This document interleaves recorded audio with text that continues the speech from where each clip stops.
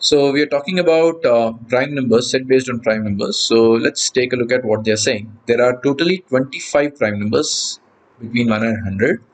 Out of these, there are 12 numbers that form 6 pairs, each of which add up to 100. That's interesting.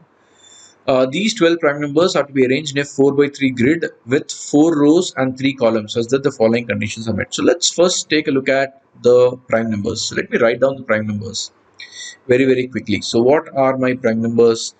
2, 3, 5, 7, 11, 13, 17, 19, 23, 29, 31, 37, 41, 43, 47, 53, 59, 61, 67, 71, 73, 79, 83, 89, and 97. Now I have to form pairs such that the total is 100. So if the total of two numbers is 100, one of them will be greater than 50, one of them will be less than 50. You can't have two numbers greater than 50, two numbers less than 50. So then I will check 53 is forming a pair with what? So 53 can form a pair with 47. This is one pair. This is forming. 59 will form with what? 59 can form with 41. So both are prime numbers, 59 and 41. This is possible. 61 will form a pair with 39. But remember, 39 is not a prime number. So 61 is not there in your list. 67 is going to form a pair with 33. But 33 is not a prime number. So this is not there. 71 can form a pair with 29. So this is there. 73 can form a pair with 27, but 27 is not a prime number. So 73 is not in the list. 79 can form a pair with 21. Okay, so 21 is not a prime number, so 79 will not be there. So 71 will not be there. 79 therefore will also not be there. 79 is 21, yeah. 83 will form a pair with 17. So this will be, so I need two more pairs. So this is forming. So I think both of them will be there. 89 will form a pair with 11. So 89 and 11. And 97 and 3. So I got my perfect pairs, 97 and 3. So these are my pairs. Let me erase all the unnecessary junk. So I have created a bit more space. So I got my 12 pairs that he was referring to. So there's no other possibility. These are the only 6 pairs and 12 numbers. Okay, now I have to draw my grid. Let me quickly put my artistic skills to use and draw a grid. Please don't mind if my grid is not perfect. It's never perfect. 2, 3, 4. We have, okay. Okay, so we have 1, 2, 3 columns. So this is, I'll name it column 1, column 2, column 3, row 1, row 2, row 3, and row 4. Okay, so let's see what is mentioned. The sum of the numbers placed in every column is the same. So every column total should be equal to the same, which means when I'm adding all the 3 columns, I'm adding all the 12 numbers. So total should be 600 because every pair, not 6000, every pair is 100. And I'm putting all the pairs, all 12 numbers inside. If I put all 12 numbers inside, I'm going to add all of them, which is 600. 600 should be divided equally into 3 parts, which means each one should be 200. Each column should be a total of 200. This is taken care of. The sum of all the numbers placed in the first and third rows equal the sum of the numbers placed in the second and fourth. So first and third, this total, whatever this is, if this is total is x, then that is same as the total between 2 and 4. The total of 2 and 4, this is also x. Once again, what you need to understand is, if I am looking at 1, 3, 2, 4, effectively I am looking at all 12. So the 600 is divided into 2 equal parts. That's what they're saying. So this x should be 300 and this x should also be 300. It should be 300 and 300 because Total is 600, which you are dividing it into 4 rows. And 2 rows you are taking R1 and R3 is same as R2 and R4, which effectively means 600 is being split into 2 parts. This is taken care of. The difference between the sum of the numbers placed in the first and third row is the minimum possible. First and the third should be minimum possible. So I have to make note of that. So this I will put a circle, which means I'll come back to this. The largest number is placed in the first column of the third row. Very nice. Finally, first column of the third row. So this is 97 without doubt. So 97 is gone. This is done. The numbers whose digits are reverse of each other are placed in the fourth row, but none of them are placed in the first column. Okay, so which numbers have reverse? Look at it. 47 does not have reverse here. 53, 35, 59, 95, 41, 71, 17. Okay, 71 and 17 are the only numbers. 71, 17, 97. Okay, 71, 17 are reverse. 97, 79 are also reverse. 97 and 79. 79 is there somewhere? No, it's anyway not there. Yeah, so we don't have to worry. So there's only one possibility, but we don't know which is going where. So we are basically saying that none of them are placed in the first column. They are placed in the fourth row. So this can be 71 and 70 or 17 and 71. Please keep in mind the two possibilities. We're looking at both. Right, this is taken care of.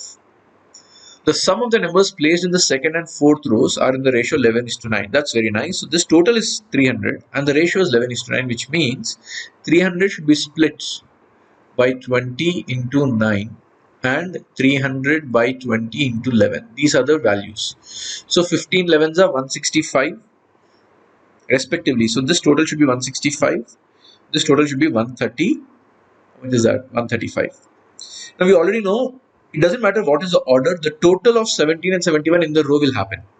So that's 88. If 88 is this total is 88, the remaining should be adding up to 135. So that's how much? 8, 5, 7, 47. So 47 is confirmed here.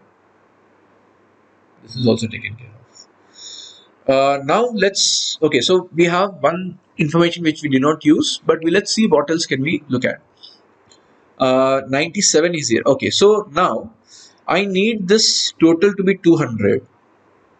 Now 200 is a perfect 100 plus 100. So what I'm looking at actually is 47 should be paired with its own part. I mean, so 47 and its pair is 53. Similarly, 97 and its pair is 3. So I should definitely have 3 and 53 in this column.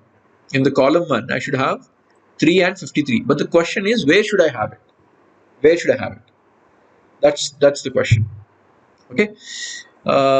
Which is what? So it could be 3 comma 50. So first row 1 column 1 can be 3. So this can be 3 and this can be 53, or this can be 53 and this can be 3. Both are possible. Okay, so let's see if we can figure out which way, how do we eliminate this possibility. So I'll just erase it so that I just wrote it so that you understand.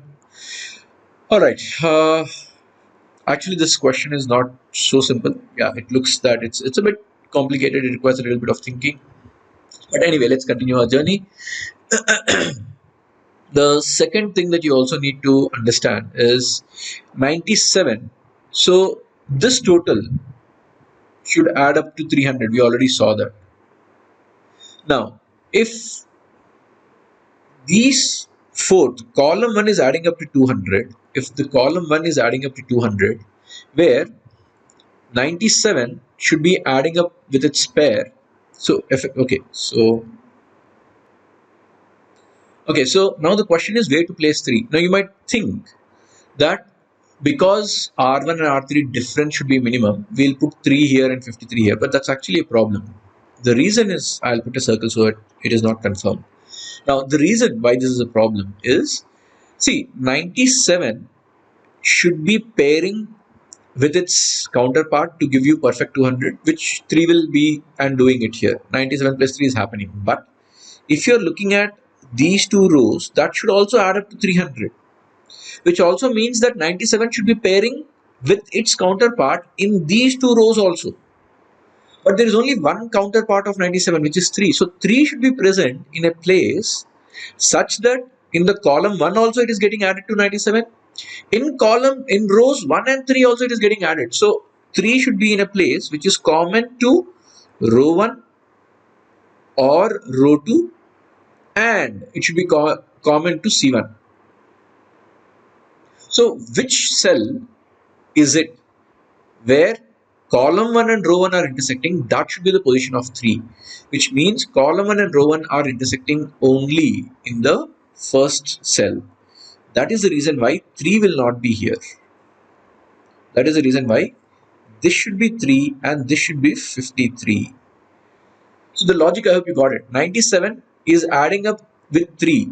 So in column wise, it doesn't matter where you put 3. Whether it's in row 1 or row 2, for the column 1 it doesn't matter. But if you're looking at row 1 and row 3 addition, if 3 is not there in row 1, if 3 is going to row 2, then R1 and R3 will not add up to 300 because 97 is not having its 3 in the row wise addition. That is the issue. So we have 97 fixed and 3 fixed now. Once this is done, you know that R2 should add up to 165, out of which 53 is here. So R2, the remaining should be 112. So let's take out, so 3 is also gone, 97 is gone, 53 is gone, and 47 is gone. Okay, so now which two numbers add up to give me 112? Let's take a look at what are the two possibilities. 59 with what? 59 with what gives me 112? 59 with 83, no, nothing. 59 cannot be. 41 with what gives me 112? 41 plus 71, yes, 41 and 71. 41 and 71 together will add up to give me 112, but let me check if there's anything else possible. 29 and 83 is also possible. Oh, but 41 and 71 is not possible because 71 and 17 are also gone. Yeah, I forgot to do this. 71 and 17 are also gone. So 41 can only add up with 71, but 71 is gone in the row 4. Then 29 and 83 is also possible. Right? 29 and 83 is also possible. And that's it. That's it. So 29 and 83 have to be here. So which is where we don't know. So 29, 83, 83, 29. Next thing. Okay. Now we have only 4 more numbers to go. So we wrote 29 and 83 is also gone. 29 and 83 is also gone. So now we are left with 59, 89, 11, and what is the other number which is left out? How come? 47, 53, 59, 40, 41.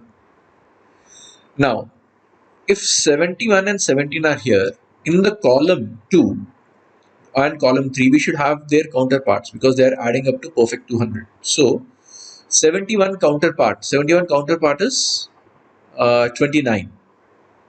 29 is already here. So 71 and 29, that's done. 83 and 17, that's done. So then we are looking at 89 and 11 and 59 and 41.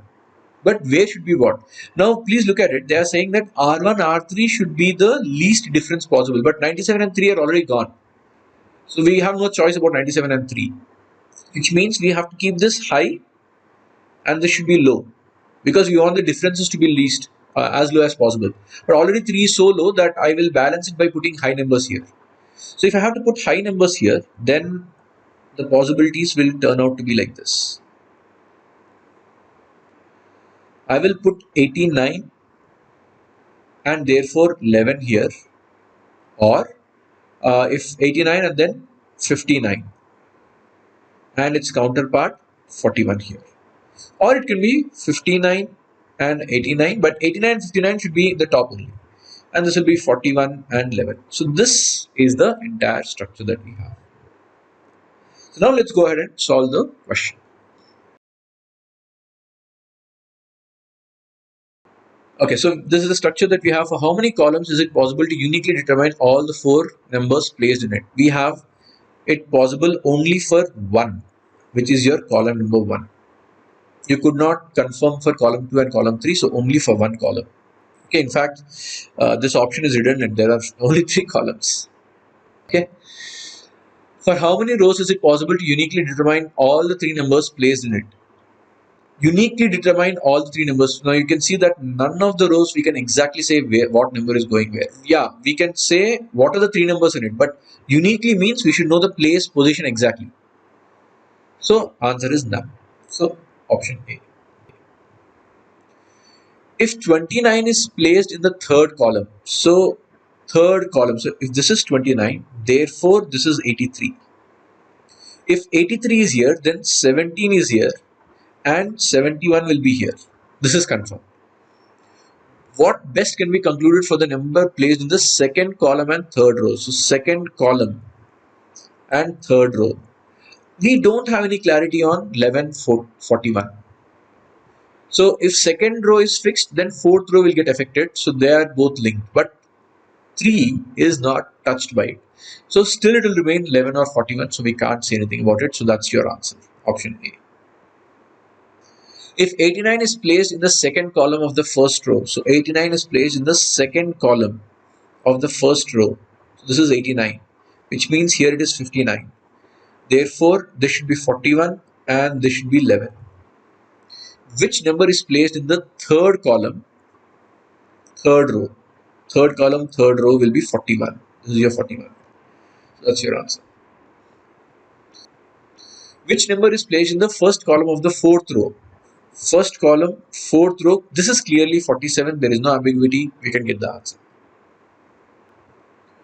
How many different arrangements are possible for the given situation? So now, if I say, so here in row 1, we can look at, so if 89 is fixed or 59 is fixed, there are 2 ways.